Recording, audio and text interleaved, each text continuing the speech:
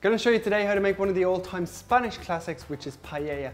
Very, very simple to make. Now we've got a nice big paella pot here, which is absolutely essential. On the left-hand side, I've also got a little pot of chicken stock ready. So crucial to the whole process that you have this ready in advance. You could maybe go down to your local supermarket and find like an organic pre-made stock.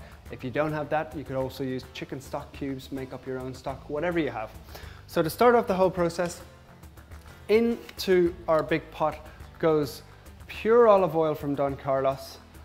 Generous amount. We want it to coat the bottom of the whole pan. In that goes. Perfect for absorbing all those flavors that we're going to add. It really is an incredibly flavorsome dish. So first thing going in there is our garlic. We're also going to add some chopped red onion.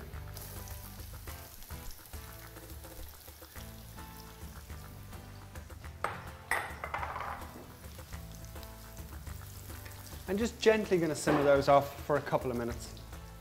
Now as that starts to simmer off, I'm already getting some great flavors off that garlic. Next in goes our chorizo. So that's going to release all that lovely, strong, pungent, spicy flavor from it. And at this stage we're also going to add in our red peppers. So we'll just keep cooking those for another couple of minutes until they all start to soften up and all those flavors release. So now you can see all that lovely flavor starting to emerge from our chorizo, already starting to smell wonderful. At this stage, I'm going to add my saffron, which is this really strong, pungent flavor. We're going to add that into our chicken stock, so as it really spreads through the entire paella. Now, I'm also going to add in my bacon.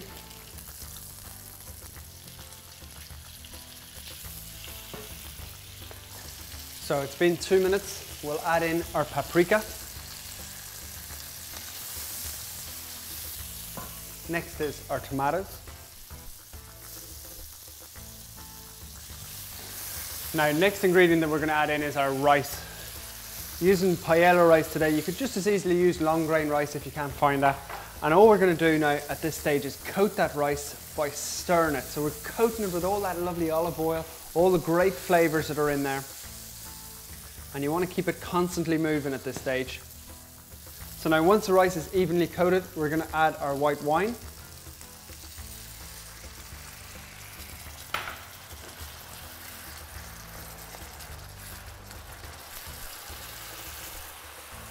And then it's time to add our saffron and chicken stock mix.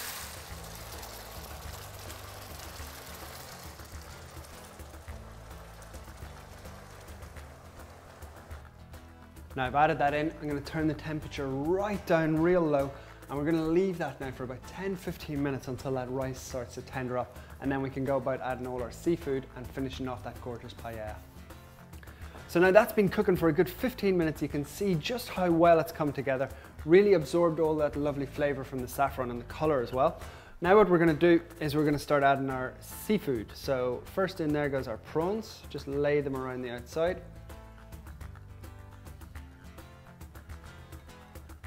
Not going to take a massive amount of time to cook, maybe 2 or 3 minutes on each side.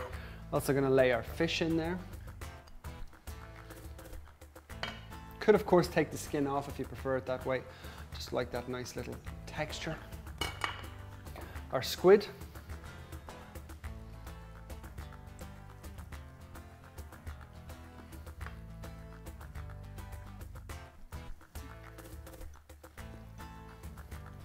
And at the same time, we're actually going to cook our mussels in a separate pot. So just a little drizzle of our pure olive oil from Don Carlos.